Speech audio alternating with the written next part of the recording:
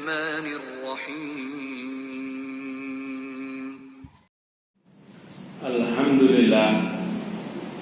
الحمد لله الذي خلق الموت والحياة ليبلوكم أيكم أحسن عملا الذي أرسل رسوله بالهدى وكفى بالله شهيدا أرسله بشيرا ونذيرا وداعيا إلى الله بإذنه وسراجا منيرا اللهم صل وسلم وبارك على محمد وعلى آله وأصحابه ومن تبعهم بإحسان إلى يوم الدين سبحانك لا علم لنا إلا ما علمتنا إنك أنت العليم الحكيم وتب علينا إنك أنت التواب الرحيم رب اشرح لي صدري ويسر لي أمري واحلل عقدة من لساني يفقهوا قولي فقد قال الله تعالى في كتاب الكريم بسم الله الرحمن الرحيم وأيوب إذ نادى ربه أني مسني الضر وأنت أرحم الراحمين صدق الله العظيم. Ma'asyiral muslimin, hadirin yang dimuliakan Allah Subhanahu wa taala. Mudah-mudahan kita termasuk hamba Allah yang pandai mensyukuri nikmat Allah Subhanahu wa taala. Karena di antara syukur itu memberikan satu pertanda bahwa kita adalah orang-orang yang beriman. Dan dengan syukur itu insya Allah akan menambah kenikmatan-kenikmatan kepada kita. Dan mudah-mudahan dengan syukur itu pula mengantarkan kita ke dalam kebahagiaan fid dini wad dunya wal akhirah. Shalawatullahi wa salamuhu ala nabiyil mustafa sallallahu alaihi wasallam. Hadirin, sebagai seorang mukmin dan muslim tentu tidak asing dengan nama salah satu dari jumlah sekian nabi dan rasul yang bernama Ayyub alaihi salatu wassalam. Insya Allah kita mungkin sudah pernah mendengar bagaimana kesabaran Nabi Ayyub di saat diuji oleh Allah dengan sakit. Tapi mungkin ada beberapa episode yang belum pernah tersampaikan. Maka dalam waktu yang singkat ini akan kami sampaikan 3 episode perjalanan Nabi Ayyub alaihi salatu wassalam. Yang pertama, sebagaimana seorang nabi dan rasul. Nabi Ayyub ini termasuk keturunan dari Nabi Allah Ishaq alaihi salatu wassalam. Pada periode atau episode pertama 0 tahun sampai 70 tahun Nabi Ayyub ini hidup dalam keadaan normal, bahkan lebih di atas rata-rata. Nabi Ayyub diberi oleh Allah anugerah tanah yang luas, perkebunan yang luas, hasil panen yang luas, kemudian memiliki ternak binatang piaraan yang jumlahnya tak terbatas. Boleh dikata Nabi Ayyub itu adalah hidup di atas penuh dengan yang namanya kecukupan. Bahkan karena Nabi Ayyub memiliki banyak harta baik dari pertanian maupun peternakan, ini banyak orang yang mendapatkan bantuan dari Nabi Allah Ayyub alaihi salatu wassalam. Seantero pada waktu itu tidak ada orang yang tidak kenal dengan Nabi Ayyub. Karena apa? Karena kedermawanannya dan kebaikannya. Tetapi hadirin yang dimuliakan Allah Subhanahu wa ta'ala, Nabi Ayyub kemudian diuji oleh Allah. Ini episode yang kedua. Nabi Ayyub kemudian diuji oleh Allah sakit selama 13 tahun. Dan sakitnya ini menurut catatan sejarah Islam belum pernah dialami oleh manusia pada waktu itu sejak dari Nabi Allah Adam sampai Nabi Ayyub. Baru melaksanakan dan baru mendapatkan ujian yang demikian hebatnya. Begitu menginjak usia 71 tahun, Nabi Ayyub ini diuji oleh Allah dengan sakit seluruh anggota tubuhnya. Sampai-sampai diterangkan di dalam tafsir Al-Marawi, Nabi Ayub itu hanya tinggal belulang kulit dan belulangnya saja. Semuanya habis dimakan oleh ulat yang ada pada diri Nabi Ayub. Nabi Ayub punya istri 9. Semua istrinya meninggalkannya kecuali istri yang pertama. Nabi Ayub dianugerahi oleh Allah Ta'ala anak sebanyak 9. Semua anaknya meninggal dunia karena juga kena daripada penularan dari penyakit yang dialami oleh Nabi Ayub alaihissalam. Sampai-sampai Nabi Ayub itu minta kepada Allah, ya Allah, aku ikhlas engkau uji yang demikian ini, tetapi satu saja yang jangan kau uji, yaitu lidahku jangan sampai tidak bersyukur kepada-Mu. Seluruh anggotanya habis. Jangankan Nabi Ayub untuk berdiri berjalan, duduk sendiri sudah tidak bisa. Sampai-sampai harta benda yang sekian banyak itu habis semuanya. Orang-orang yang pernah dibantu oleh Nabi Ayub atau orang yang tidak pernah dibantu, semuanya meninggalkan. Tidak ada satupun orang yang datang untuk menjenguk atau membantu kepada Nabi Ayub. Sampai-sampai orang pada waktu itu tega untuk mengusir Nabi Ayub. Karena apa? Khawatir ketularan dari penyakit Nabi Ayub. Hadirin yang dimuliakan Allah Subhanahu wa Ta'ala, sebagai seorang istri yang setia, Nabi Ayub dimohon atau diminta oleh istrinya, wahai Ayub, aku kok belum pernah dengar engkau meminta kesembuhan kepada Allah Subhanahu wa Ta'ala. Kenapa engkau tidak minta disembuhkan oleh Allah? Engkau adalah Nabi Allah, engkau adalah pilihan Allah, kekasih Allah. Tetapi kenapa tidak pernah minta untuk disembuhkan? Baru saat itulah kemudian Nabi Ayub itu mengadu kepada Allah, yaitu mengadunya, wa Ayyub idznada rabbahu anni massani ad-durru wa anta arhamur rahimin. Tatkala Ayub mengadu kepada Tuhannya, wahai Tuhanku, sesungguhnya aku telah engkau uji, padahal engkau adalah zat yang maha rahman, yang maha rahim. Nabi Ayub tidak ada kata sedikit pun, ya Allah sembuhkanlah aku, tidak ada. Tetapi ia hanya mengatakan, ya Allah engkau telah menguji aku, padahal engkau adalah zat yang maha rahman dan maha rahim. Dari doa yang dipanjatkan oleh Nabi Ayub, seruan yang dipanjatkan oleh Nabi Ayub, itu kemudian Allah menyatakan, urkut birizlika hadza muhtasalum baridu wasara. Wahai Ayub, hentakkanlah kakimu, maka akan muncul air yang cukup dingin. Mandilah dengan itu, engkau akan sembuh. Bayangkan tinggal tulang dan kulit saja disuruh oleh Allah untuk menghentakkan kaki. Nyaris tidak mungkin orang bisa melakukannya. Tapi itulah wasilah yang diberikan oleh Allah Subhanahu wa Ta'ala, bahwa sarana untuk mendapatkan sesuatu itu adalah sesuai dengan kemampuannya. Maka benar sekali kemudian dari hentakan kaki orang yang sedemikian rupa itu muncul air yang sangat dingin.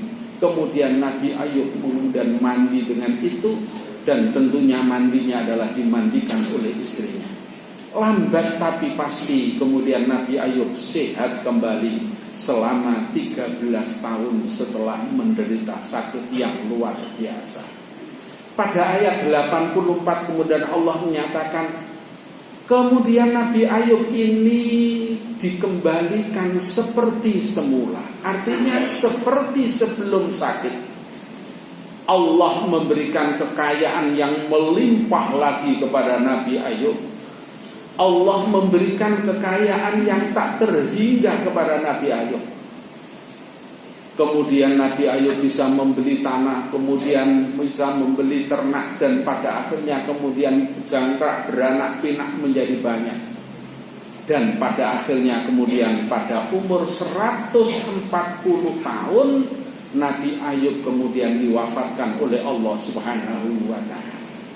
Pelajaran yang dapat kita ambil hadirin utamanya adalah seringkali kita ini kadang-kadang sehat sekian puluh tahun, sakit gigi satu saja, sambatnya sudah bukan main kepada Allah Subhanahu wa ta'ala.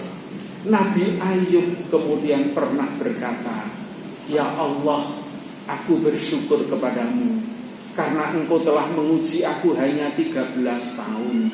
Sementara waktu kesehatan yang kau berikan dan apa saja yang kau berikan kepadaku lebih banyak daripada masa sakitku." Ini luar biasa. Walaupun toh demikian, hadirin yang dimuliakan Allah Subhanahu wa ta'ala, menurut ilmu agama Islam kita, Nabi Ayub ini masih ada kekurangannya kalau dibanding dengan nabi yang lain yang mendapatkan gelar ulul azmi. Walaupun sabarnya sudah sedemikian rupa itu, tapi Nabi Ayub belum masuk pada jajaran ulul azmi.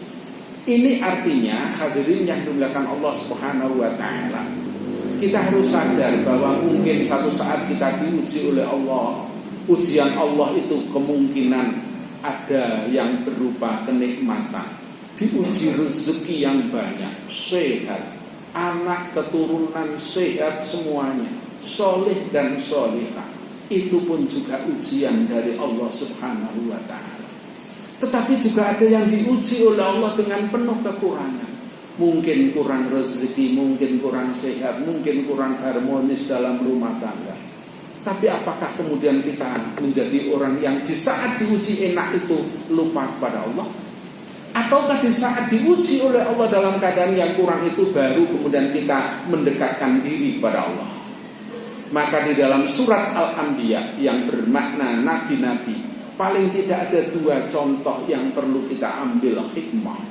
Yang pertama yaitu kisah Nabi Allah Sulaiman alaihi salatu wassalam. Nabi Sulaiman itu diberi oleh Allah kecukupan yang tak terhingga. Semuanya tunduk kepada Nabi Sulaiman. Nabi Sulaiman kaya raya. Nabi Sulaiman bisa menundukkan yang namanya jin. Semua jin tunduk kepada Nabi Sulaiman. Jangankan manusia, jin saja tunduk kepada Nabi Sulaiman. Tetapi Nabi Sulaiman tidak menjadi orang yang menempuk dada, menjadi orang yang sombong. Nabi Sulaiman justru berkata, "Hadza min fadli Rabbi." Ini adalah keutamaan, kemuliaan yang diberikan oleh Allah kepada kita. Yang kedua adalah yang amat sangat jauh perbedaannya. Kalau Nabi Sulaiman diuji dengan kekayaan dan kekuasaan seperti itu, tetapi Nabi Ayub diuji oleh Allah dengan kesengsaraan sakit yang luar biasa. Tapi Nabi Ayub pun tidak kemudian malah meninggalkan Allah, apalagi syirik minta bantuan pada yang lain. Allah menjanjikan, "Innama yuwaffas sabiruna ajrahum bighairi hisab." Orang-orang yang sabar dan tentu dalam keadaan kesabaran akan mendapatkan balasan dari Allah yang tak terhingga. Sehingga pada akhirnya Nabi Ayub dikembalikan dalam kesayangan. Hadirin yang dimuliakan Allah Subhanahu wa ta'ala, barangkali ini yang dapat kami sampaikan, dapat kita kembangkan dan dapat kita lihat kembali di dalam surat Al-Anbiya ayat 82, 83, 84.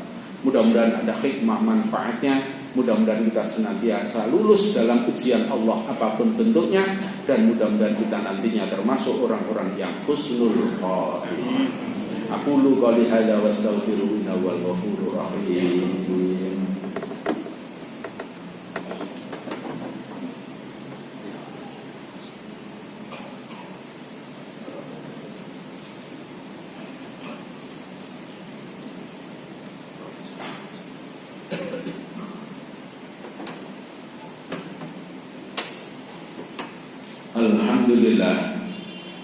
Alhamdulillahirabbil alamin, wassalatu wassalamu ala asrofil anbiya'i wal mursalin nabiyina Muhammadin wa ala alihi wa ashabihi ajma'in, wa la haula wa la quwwata illa billahil aliyyil azim. Jamaah sekalian yang dirahmati Allah Subhanahu wa taala, sekali lagi marilah kita bersyukur kepada Allah Subhanahu wa taala. Apapun keadaan kita yang kita alami, yang kita miliki, syukur merupakan kewajiban bagi kita. Kita bersyukur kepada Allah, satu sisi kita hidup di Surabaya ini insya Allah masih tercukupi air PDAM mengalir di rumah-rumah kita. Sementara waktu berapa banyak di daerah-daerah sudah sulit untuk mendapatkan air bersih. Satu sisi ini saja kita wajib untuk bersyukur. Bahkan 2 Jumat yang lalu kami Jumatan di Bojonegoro. Ada di antara keluhan jamaah itu memiliki sapi 3, harus dijual 1. Untuk apa? Untuk biaya perawatan sapi yang 2, untuk makannya, beli rumputnya dan lain sebagainya. Karena apa? Karena kekeringan sudah amat luar biasa. Ini di antara keluhan. Mudah-mudahan apa yang kami sampaikan ini menjadi ibrah bagi kita, bahwa Rasulullah pernah menyatakan, "Unzuru ila man huwa asfala minkum." Lihat, perhatikanlah orang yang di bawah. Kita bisa mandi dengan sepuasnya, kita bisa apa saja dengan air yang melimpah di tempat kita. Tetapi di saudara-saudara kita yang lain kesulitan untuk mandi seperti kita. Ini adalah di antara supaya kita bersyukur kepada Allah Subhanahu wa taala. Yang tidak kalah pentingnya, hadirin yang dimuliakan Allah, kalau kita sekarang ada di dalam masjid ini dalam keadaan dingin karena AC, berapa banyak masjid yang belum ada AC-nya? Di luar sudah panas, masuk masjid ongkep, itu banyak cerita. Maka ini pun juga mengantarkan kita untuk menjadi orang yang bersyukur. Mudah-mudahan dengan syukur dan syukur itu menjadikan kita termasuk orang-orang yang dicintai oleh Allah Subhanahu wa taala. Hadirin yang dimuliakan Allah, marilah kita berdoa dengan penuh khusyuk tawadhu kepada Allah. Mudah-mudahan doa kita dipanjatkan, dikabulkan oleh Allah Subhanahu wa taala. A'udzu billahi minasyaitonir rajim. Bismillahirrahmanirrahim. Alhamdulillahirabbil alamin. Allahumma ighfiril muslimina wal muslimat wal mu'minina wal mu'minat al ahya'i minhum wal amwat innaka sami'un qaribun mujibud da'wati qadiyal hajat.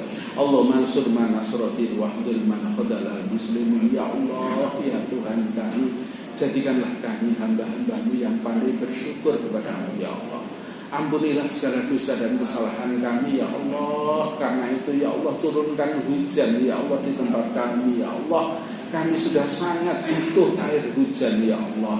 Ya Allah, bantulah, tolonglah saudara-saudara kami yang ada di Palestina ya Allah. Mudah-mudahan mereka menjadi hamba-hamba-Mu yang sabar, kuat menerima ujian cobaan dari Engkau ya Allah. Ya Allah, ya Tuhan kami tidak bisa membantu mereka ya Allah. Kami tidak bisa menolong mereka ya Allah. Hanya bisa menolong lewat doa ini ya Allah. Rabbana hab lana min azwajina wa dzurriyyatina qurrata a'yun waj'alna lil muttaqina imama. Allahumma aghithna, Allahumma aghithna, Allahumma aghithna.